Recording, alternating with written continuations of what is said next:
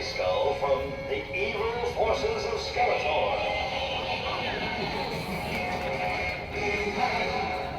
Hooray!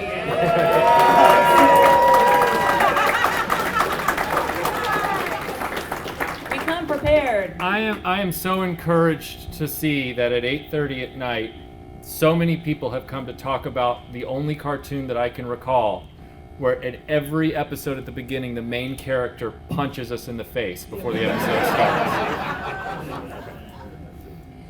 All right, so I don't know about you guys, but I hear a lot of criticisms about this cartoon, and it's one of my favorite cartoons from my childhood, and so I'm going to point out some really great things about this cartoon during the panel and sort of help contradict some of the naysayers that are out there. We're working on the sound, so just pay no attention to the man behind the curtain. Okay, so great things that came about. This show came on every day when we got out of school, right? For those Gen Xers in the audience, like we all remember, we are the latchkey generation. Our parents were working late. Like a lot of times we would come home from school and there wasn't anybody there. So you'd have your little snack that you could make yourself, and you plop yourself down in front of the TV so that you didn't have to do your homework for a good 30 minutes, and you were watching He-Man. And it was there every day when sometimes nobody else was. So it's kind of got that really sentimental place in a lot of Gen X's heart, I think. It also inspired our imaginations with a lot of its fun characters and being on another planet, kind of like Star Wars did. And as a kid, to me, it felt a lot edgier with the soundtrack and the music in the show. It just kind of had a more adult feel than some of like Muppet Babies and stuff like that was on. You felt like, oh, this is kind of cool and edgy and awesome. It's sort of like a kid's version of Conan. The criticisms of this show, as you've probably heard, is that the animation is crappy. That it's a 30-minute toy commercial. How many times have you heard that about this show? And that the morals are sort of tacked on the end to make up for it being a 30-minute toy commercial. Well, I'm going to sort of talk you through why some of those criticisms fall a little bit short of reality during this presentation. So barbarians as entertainment were very well established by the early 80s. We had Conan, of course, which started back in the 30s in pulp magazines, and the book was published back in the 50s. There was a movie that came out right after He-Man started in 1982. There was, of course, Thundar that was done by Ruby Spears from 1980 to 1981, which is my all-time favorite cartoon ever, right, guys? And then Black Star, of course, came right before this, done also by Filmation in 1981. And this genre, not including Conan, which is sword and sorcery, Thundar and Black Star, from what I've learned, is sword and planet, which is definitely what He-Man is as well. It's sci-fi meets sword and sorcery. Yeah, it's kind of inspired by that whole Star Wars fantasy, let's kick butt in space kind of a thing. So in 1981, we're in 1981. Now, Star Wars is huge in the toy aisles in 1981. The head of Mattel famously passed on doing Star Wars toys, and that's why Kenner got that great contract. The head of Mattel was a little bitter about having made such a bad decision, you know what I mean? So they were trying to work really hard on coming up with something that was a lot bigger than Star Wars. And they literally created a toy line that was physically bigger and dwarfed Star Wars toys. Now, if you guys have seen The Toys That Made Us, then you have met Roger Sweet and Mark Taylor, who famously argue over who created He-Man. There's a lot of debate over who actually created this character, and as toy creators, they don't get like writing credit, like someone who writes a book or a movie or anything like that. So from what we can glean from all of that, a lot of people played a role in creating He-Man. Roger Sweet on the left apparently created the name of He-Man and sort of sculpted the original version of the toy, whereas Mark Taylor had the idea of a He-Man type character that wasn't named He-Man, that was a barbarian, for many years before this, and had did a lot of the art design on a lot of these characters, including Skeletor. Which we love Skeletor, right, guys? He's amazing! So this was the original prototype for He-Man, who looks a little bit different, a little furrier, you know. But we can see the design, the battle axe, and sort of the muscles and stuff like that. Roger Sweet, in his interview in that documentary that you can watch on Netflix, The Toys That Made Us, he talks about how he was really into Charles Atlas and all of those big bodybuilding guys because he was kind of a scrawny little kid and he wanted to be like a big, powerful guy. So the original name was the Lords of Power. It wasn't always called Masters of the Universe. So initial origins, the toys, the Motu, that's what we call it, right? Masters of the Universe, just Motu. Motu toy line was created by Mattel in 1981, was released in 1982.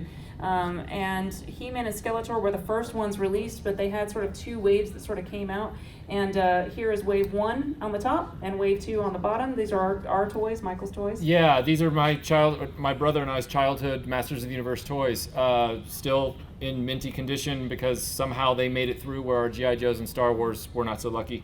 And I think it's because they were physically bigger. But what you're looking at here, you're also looking at really the main cast of the Filmation cartoon that would come out as well. There were some new characters introduced as they were made into toys, but for the most part, these characters here, Wave 1 and 2, are the characters we know and love from the television show. Now, there are some characters that are well known from the toy line that we probably don't remember from when we were kids, but we hear about them now.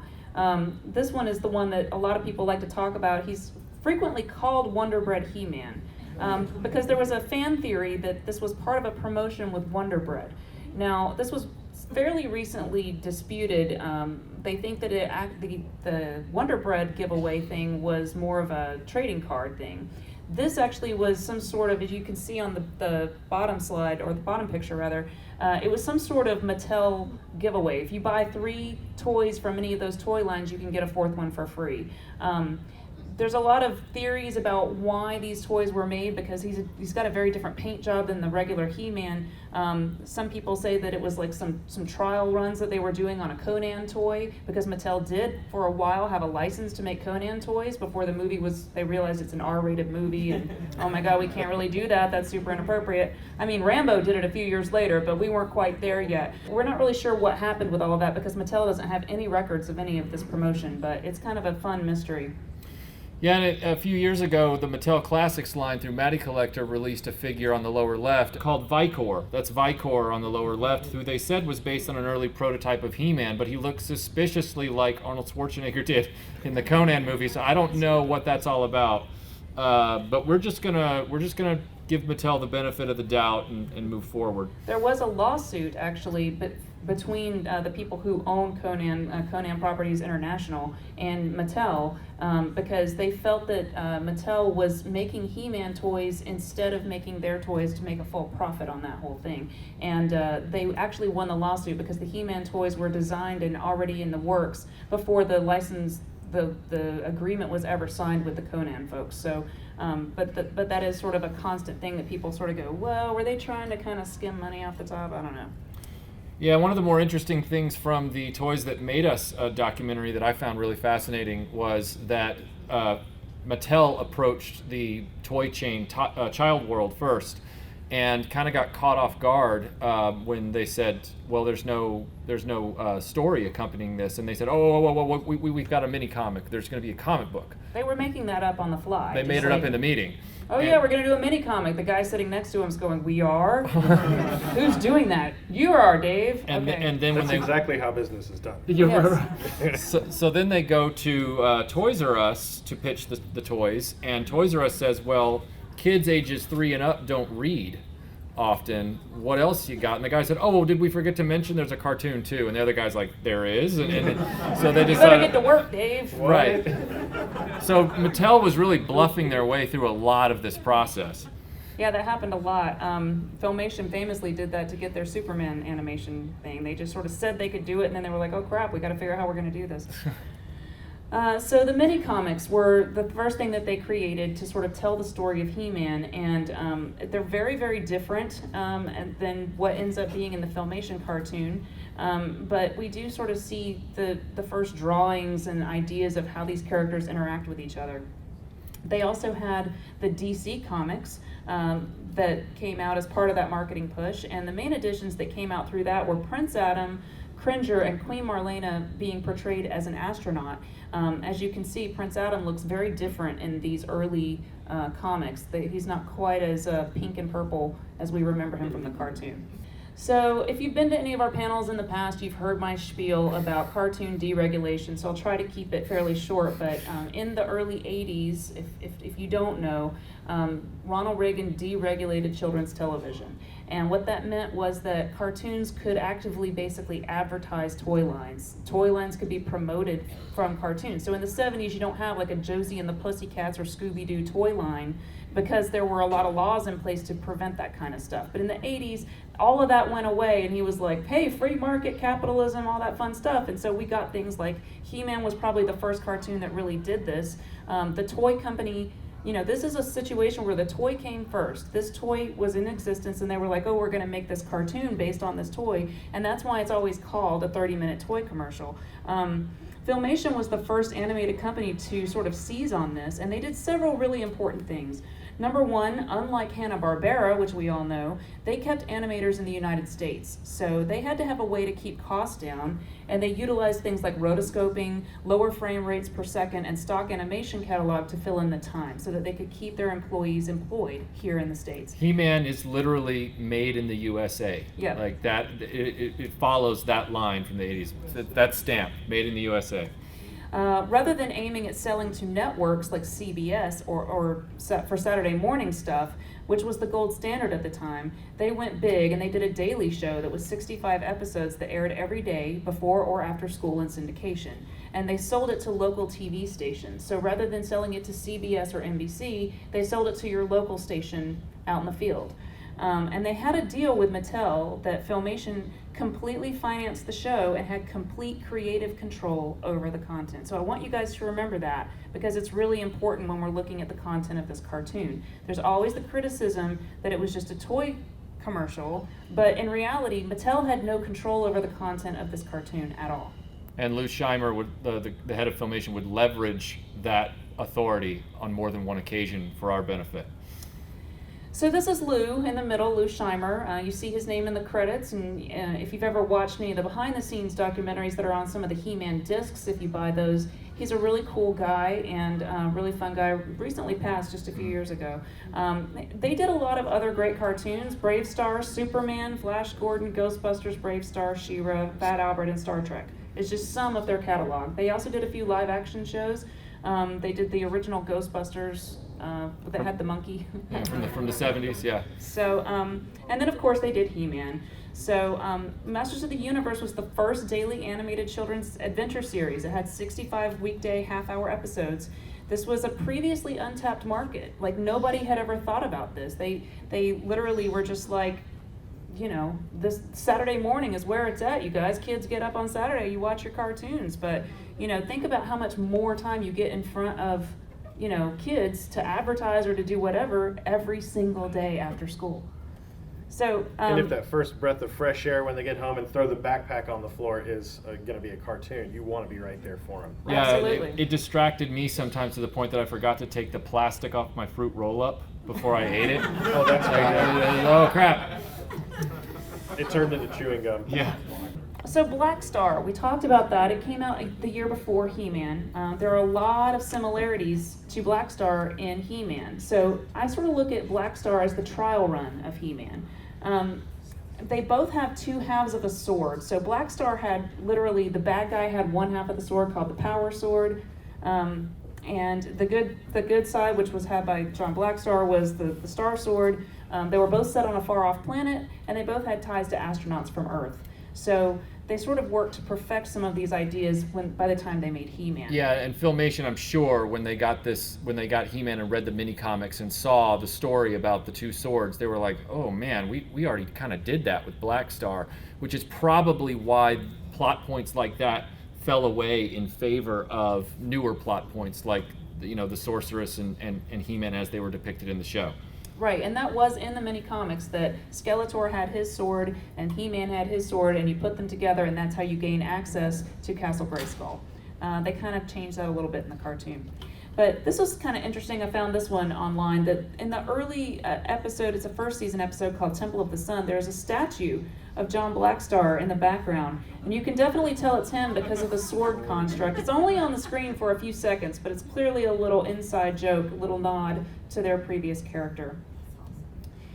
Now, again, going back to the deregulation situation, Lou Scheimer was very aware of the issue of violence in children's television. But just like Dee Snider and Twisted Sister drew the wrath of the PMRC, even though their message was clearly a positive one, so did He-Man incur the wrath of Peggy Charin from the Action for Children's Television. She's the Tipper Gore of children's television, for those of you who are metal fans in the crowd. According to Peggy, she felt that He-Man was not objectionable in its content. It was the principle of the idea, that it was a cartoon that was inspired by a toy line, so regardless of the content, she felt that it was advertising, and therefore she was opposed to it. And this is a famous episode of Nightline with Ted Koppel where the two of them appeared. The moral lessons that get tacked on to the end. Most folks seem to think that more than likely these were added on in an effort to counteract the criticisms by the Action for Children's Television, but I really think that if you watch the show, you can see that the morality is very heavily built into every aspect of the show. In today's story, I sure was busy. Boy, did that hurt. So listen to Rami, play safely, and when you use your head, use it the way it was meant to be used. And I'm afraid no one's gonna tell him you're here. Fisto, look out! Oh no. I'm trapped. Fisto, are you all right? So that is from an episode called Fisto's Forest. It's the first episode where Fisto appears, and it sort of gives that backstory of that he used to be evil, but in this particular instance, the little girl who was with Teela and Orko in the cave shows him compassion even though he is holding her prisoner and cares about him, and they help rescue him. And so because of that, he has a complete change of heart and becomes a good guy. And so I feel like that is just one of many examples in the show that they're really trying to show kids, look, be a good person, always try to do the right thing, kind of like Superman. Now, this is one of those examples I was telling you about earlier where Lou Scheimer stepped in and said no. So they had a meeting with Mattel, and Mattel said, we're coming out with a new Masters of the Universe vehicle, and we're calling it the Ball Buster. And he said, no, I'm not putting that in the show. And they were like, you're not? He goes, no, I'm not putting anything in the show called the Ball Buster, or maybe it was the Ball Breaker. It's one variant of that. And it eventually went out into the market as the Bashosaurus, but it was never in the Filmation cartoon, to my knowledge. I don't think Lou Scheimer allowed it in the show for good reason. There ought to be a rule in boardrooms that if you're going to name something, you have to get into an elevator with people that you don't know and just say it out loud. And see if anybody even laughs. And if they go, don't do it. So this is another idea. This was a later toy, but there was a toy that came out that apparently had a bunch of snakes coming out of the character, and Lou Scheimer was like, yeah, I'm not putting that in a cartoon for children. They're going to have nightmares. Their parents are going to never let them watch the show again. So he did stand up to that. So there was a big issue that was going on in the 80s, and we've already kind of touched on it. There were a lot of big animation companies. These guys, Hanna-Barbera, Disney, Warner Brothers, and Marvel were the other four, aside from Filmation, that were really making most of the children's content. And outsourcing animation was a huge issue that was going on for animators in the 80s. So that was called runaway production, and there were labor strikes, which the unions lost. It was a really rough time for animators. So Filmation is the only one of these companies that did not send all of their animation out to like overseas. Because of that, their costs were a lot more, and so the networks didn't want to have anything to do with them because their show just cost too much to produce. They ended up kind of being like banned by the networks. They boycotted them. So that's why when they agreed to do this show for Mattel and they took it to CBS and NBC and ABC, they were like, we don't want to pay for this, you guys. Sorry. Wow, I just looked up and saw the entire cast of He-Man in the back of the room, you guys. That is amazing. Huge round of applause for them. We didn't miss your Skeletor right there. That's amazing. You guys are great. Yeah, you are definitely in the right place.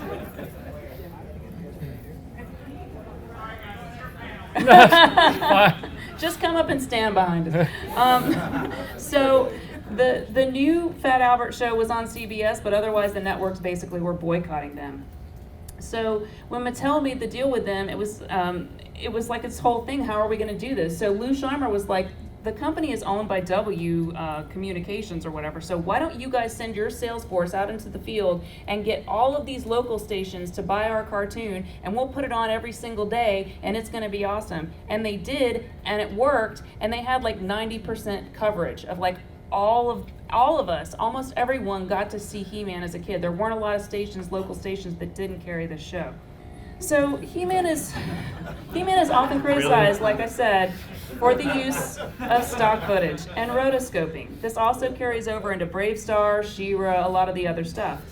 And the thing about that is, though, this is one of the examples of how they were able to keep those jobs in the United States and keep those animators working, because when you're creating 65 episodes of a show instead of just the standard 13 that you need to do a Saturday morning show for a full season, that's a lot of animation to fill.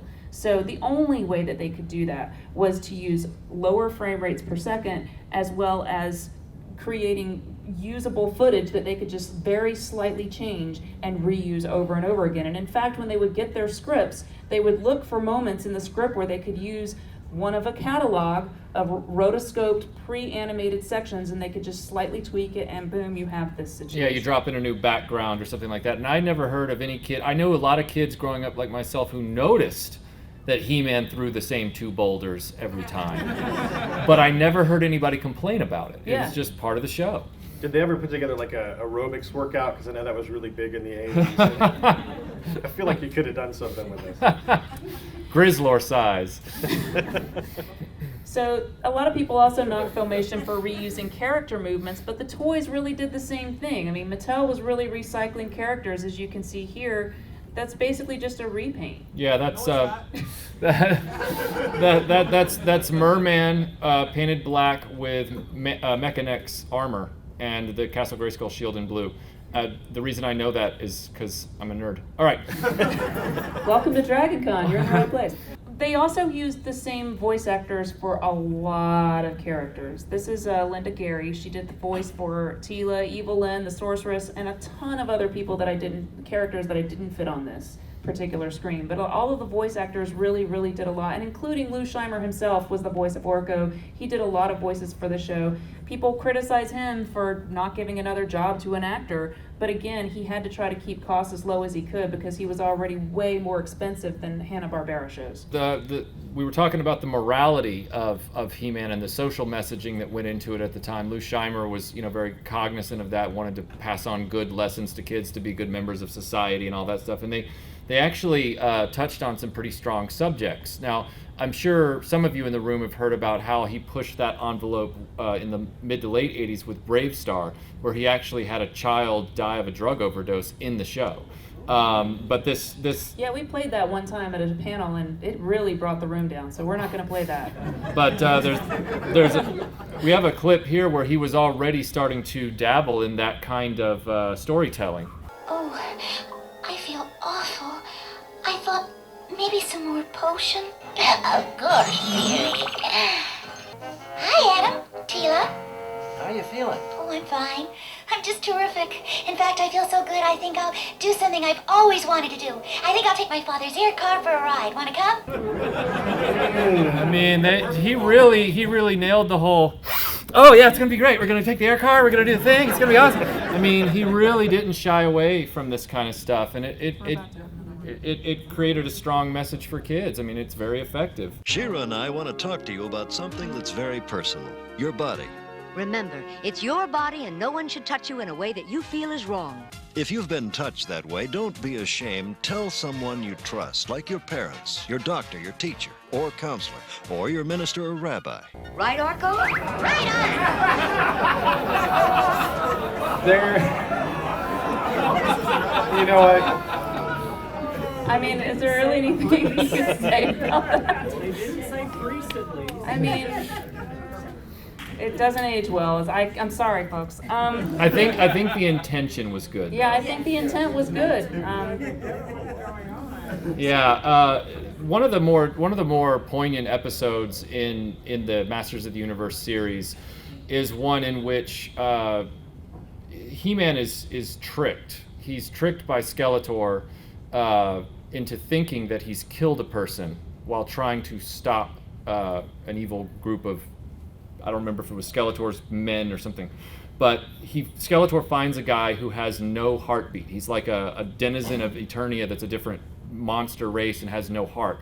And so he gives him the illusion of being a human being and then puts him in the middle of the action at just the wrong moment. And so this wall comes crashing down, and He-Man thinks that because he brought the wall down that he killed this person. And so then He-Man decides he's going to give up his powers because he broke a promise to the universe. And it's a really powerful scene, and it also showcases some of Filmation's more expensive animation, because as Lou Scheimer talks about, if you read some of his history, if you saw shadows on the characters in any scene, that was what they call like a level 4 animated scene. There were different levels for quality. And in this one, they pulled out all the stops. It's a really beautiful scene, so we're about to play this here.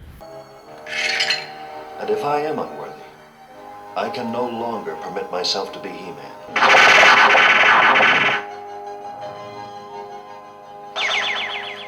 It's one of the few times in the show that you actually see him go from He-Man to Prince Adam as well, which is kind of interesting. It doesn't have the fanfare of the other direction. One of the things about this, though, that I think is worth mentioning, when we were talking about the characters up front, we mentioned Skeletor, and there was a nice murmur throughout the room because Skeletor, he's probably my favorite character on the show, and he's well loved for good reason. And that's because he's so well written. I think he's like fine wine. He gets funnier with age. I mean, the older I get, the funnier he becomes. And I'm laughing with him, not at him. So at the beginning of this very same episode, just to give you an idea of some of the subtlety that was built into Alan Oppenheimer's performance as Skeletor. I know a lot of people have seen the clips of Skeletor being like, "You boob," and all that kind of stuff. And that's funny, but I wanted to show you a more subtle example of his humor. Not too bright, is he? As you can see, General, when I require intelligent assistance, I have to look somewhere besides Snake Mountain.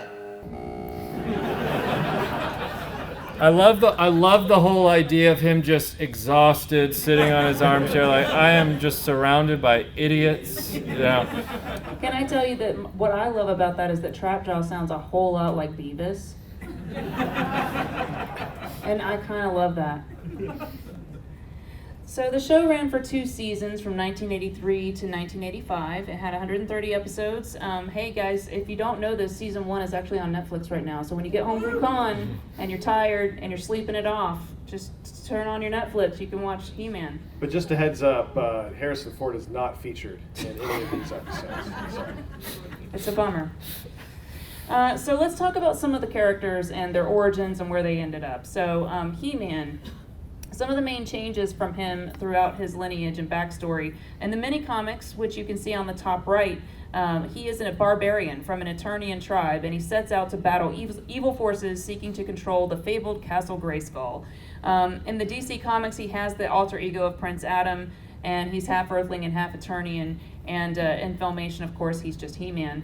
And you can see the toy, of course, that we all remember super well up on the top left. His name actually came, like I said, from the Charles Atlas ads.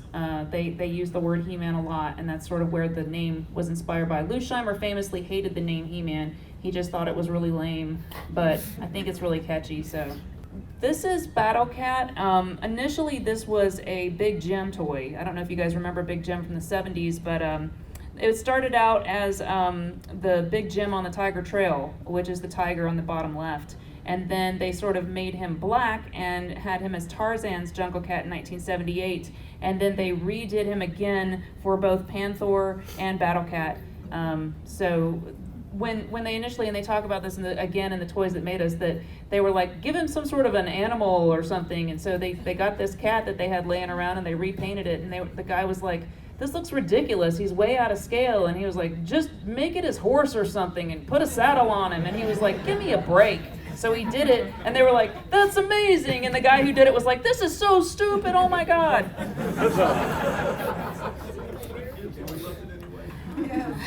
So Man-at-Arms, we were always wondering as kids why he doesn't have a mustache, right? So I guess Filmation just made the decision that they wanted him to look more mature. They wanted him to be like Teela's dad's age, so giving him a mustache made him look older than He-Man and Teela, and that's literally the only reason. But in every other incarnation up until that time, he did not have a mustache. Do you have a mustache? I can't tell. Yes, so your Filmation, I guess. He's Man-at-Arms PI. Nice. Dun, dun, dun, dun, dun, dun. Okay. So Orko, his first appearance was in the 1982 Masters of the Universe Bible. His original name was Gorpo, for those of you who don't know. They changed it to Orko so that they could have an O on his chest, and he was reversible for all of the animation cells, because they had previously used the letter S actually for Superman when they did the Superman show, and it was forever giving them nightmares to try to flip. Because it was almost like, remember back in the day when we had the transparencies that we were projected at? That's what they used to do a lot of these animations. And so, I mean, when you flip it over, it's like you got a backwards S, or a backwards G in this case. Also, the toy was really lame. Who is this? Are you sure? Okay. Some of you already know the punchline of this. So, the Sorceress first appears in He-Man and the Power Sword mini-comic. The two of them were animated as some of the initial characters that they were going to do for this toy line. And as you can see, they already look very, very similar. On the left, of course, you have the original sketch of Teela by Mark Taylor. And then on the right, you've got the original sketch of the Sorceress. She's supposed to be wearing a green bodysuit. Her skin is not actually green. But these were merged by Mattel because they didn't feel that they needed two female characters in the toy line. They didn't think that they would sell. For the first wave. For the first wave. So the women in the audience are all giving me that look, like, yeah, this is familiar. So that extra slot was given to Zodak. So that's why we got Zodak. Originally, this is sort of what Teela looks like in the mini comics on the top. And then, of course, you can see Teela with and without the armor as the toy version. The Sorceress was originally conceptualized as a sort of overall bad guy who might occasionally team up with Skeletor or He-Man, kind of like Catwoman, sort of a not completely good guy. And in early media, whenever we see what looks like Teela with her Cobra armor on, there's probably a chance that what we're looking at is supposed to be the Sorceress. So in the top left, you see the Sorceress giving He-Man his armor and all of his weapons. And then in the right, you see a Teela who is with He-Man, clearly mimicking the same scene. But then in some of the other comics, you see the two characters being very distinct. So it's clear that there was a lot of confusion early on. It's clear that there was confusion. It's clear that there was confusion. It's crystal clear. So in the top left, you see the series guide from 1983. This is the Sorceress, and this was how they sort of reimagined her. But then at some point, she was redesigned to sort of merge with the Zoar character, and so she took on the Auburn War Eagle sort of color scheme, and she looks like a giant blue and orange bird, and that's how we know her. And then, of course, in the bottom is where she's on She-Ra, or in the She-Ra mini comics.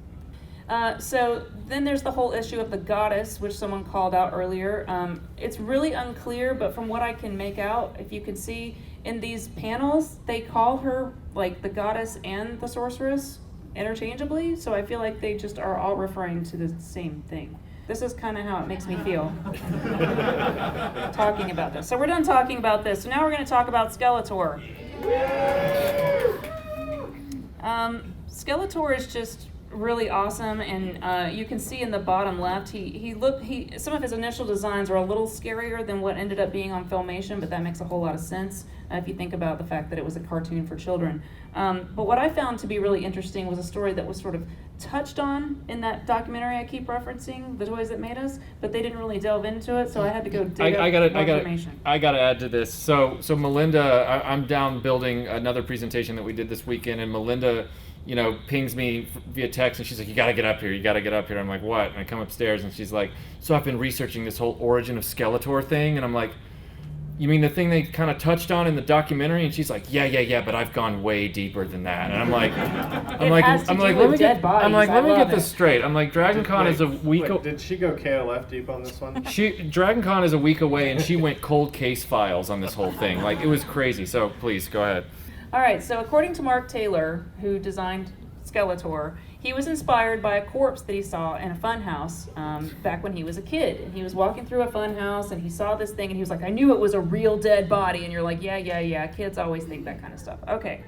So in 1976, during the filming of a $6 Million Man episode at the Pike Amusement Park in Long Beach, California, a set employee reached over to move what she thought was a mannequin.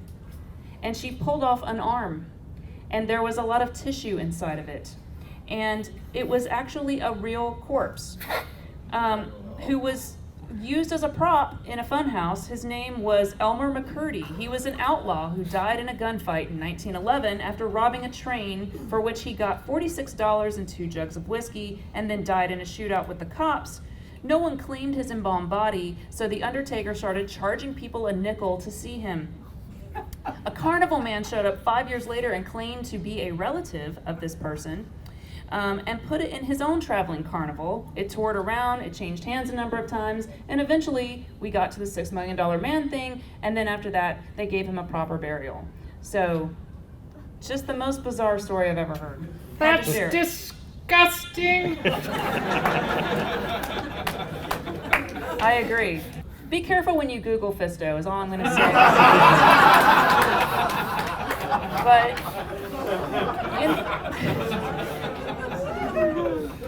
in the cartoon, his fist size changes from scene to scene. It's really weird, and it just gets larger and larger every time you see him. Anyway, so not all the Mind your toys. own business.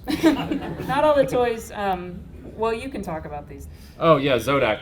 Zodak actually, if you look at his action figure, he's got the bad guy feet and he's got sort of the bad guy claw hands.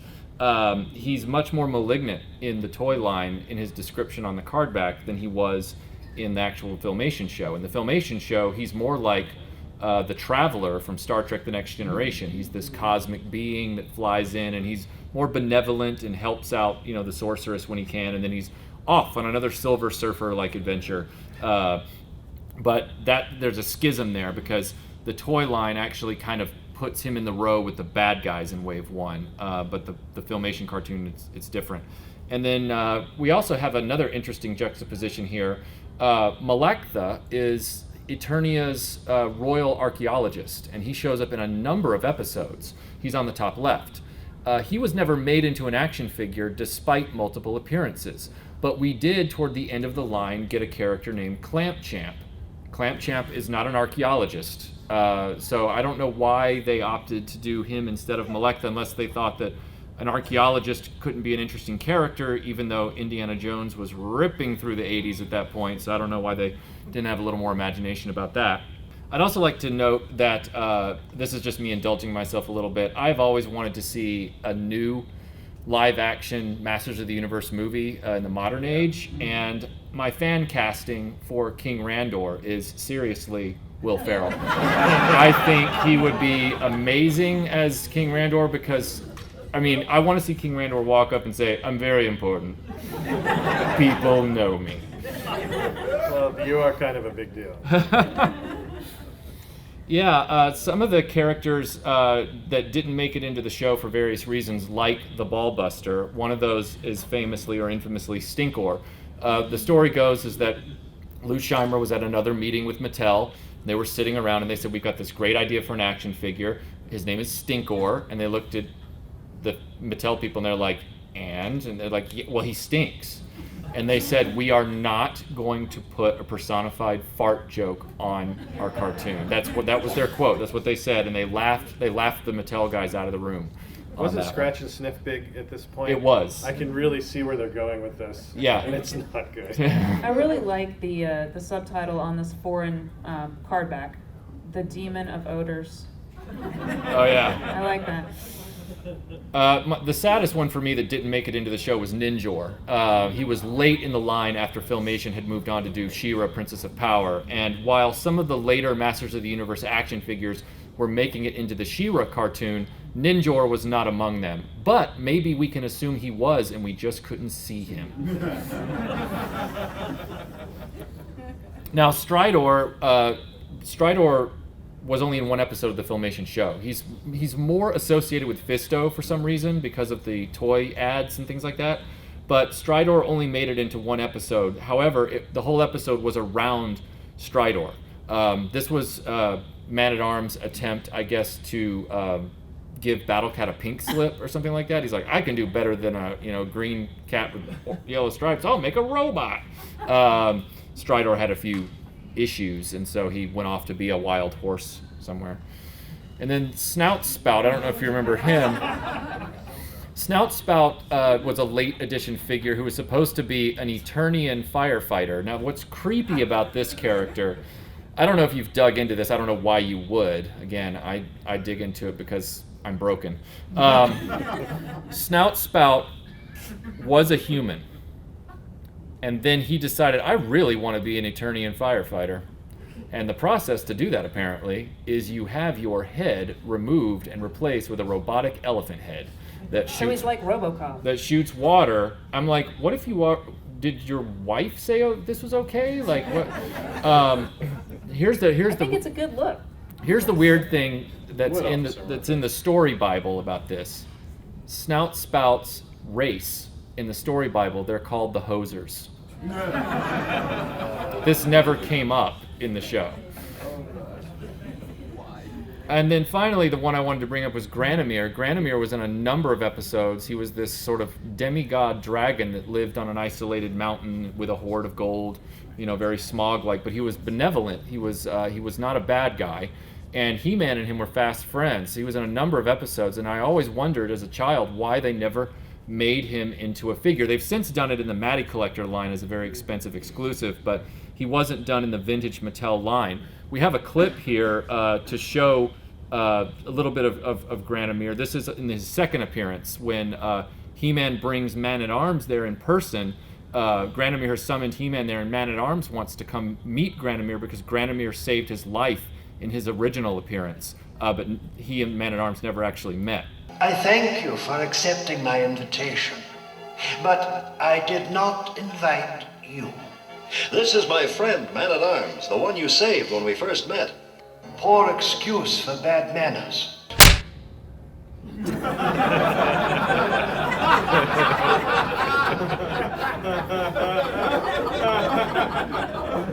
Super rude. I really hate Granomir. I can relate to him. It doesn't surprise me. All right, so in 1986, Mattel sponsored a contest for children to design their own characters, and in the spring '86 issue of Masters of the Universe magazine, they announced that 12-year-old Nathan Bittner was the winner, and his submission of Fearless Photog, who has a camera for a head and takes pictures of all of his enemies, won this contest. And so he was awarded a scholarship for $100,000, which is pretty great. That's huge. And he won a 5-day trip to Disneyland. So we all hate Nathan a little bit. But they never actually made the character, as we all probably remember.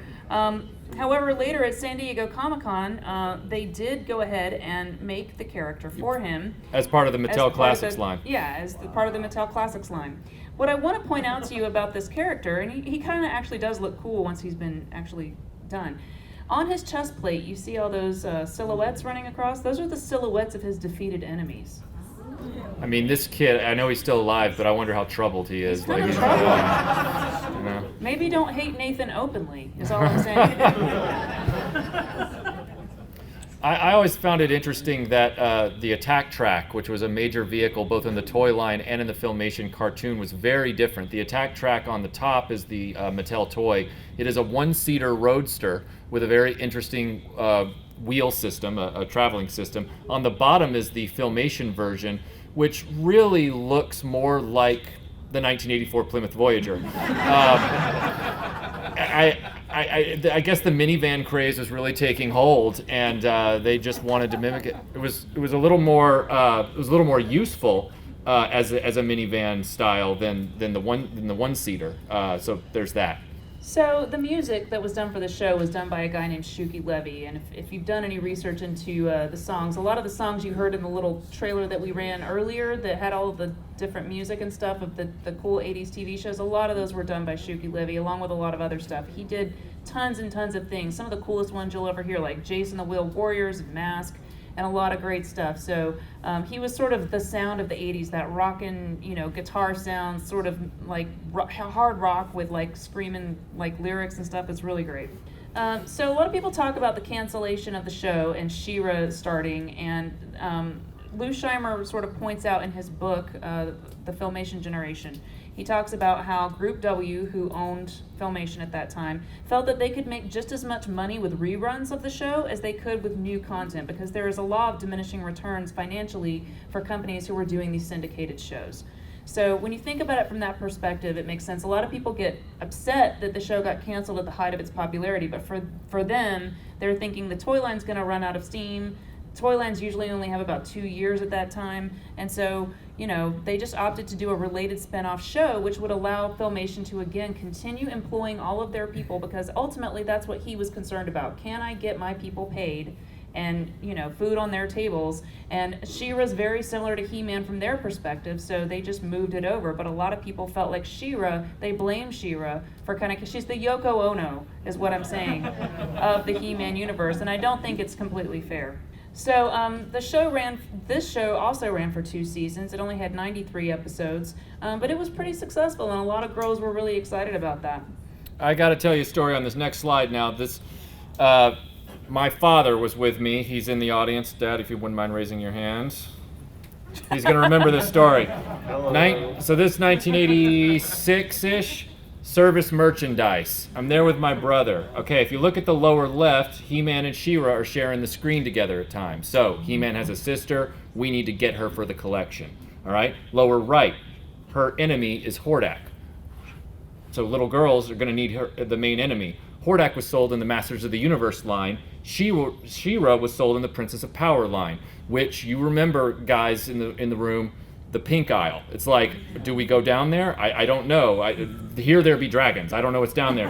But I knew that I had to get She-Ra for the collection. And so Jonathan, my brother, wasn't going to do it. And so I was like, well, I'll take one for the team. So I went down into the aisle, grabbed She-Ra, and somehow it got back to school that I had done this. And I took a social beating for a while. It made it very complex for kids. You're a very brave man. I'm very brave and very important. Very important.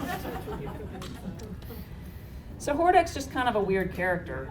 I know you had something else to say about this, Michael. No, I just think it's ridiculous. I mean, I don't understand why they needed to do that. I guess they wanted to differentiate him from Skeletor, but he was already kind of a more sinister personality. Skeletor had established his goofier personality for a good reason. We loved him. I just think this is a little like one bridge too far. I didn't like it. All right, so now that we're here. So, in 1987, Canon Films decided to spend $22 million to make the Masters of the Universe movie, a movie which had a $17 million box office, which is, if you can do math, it's not good.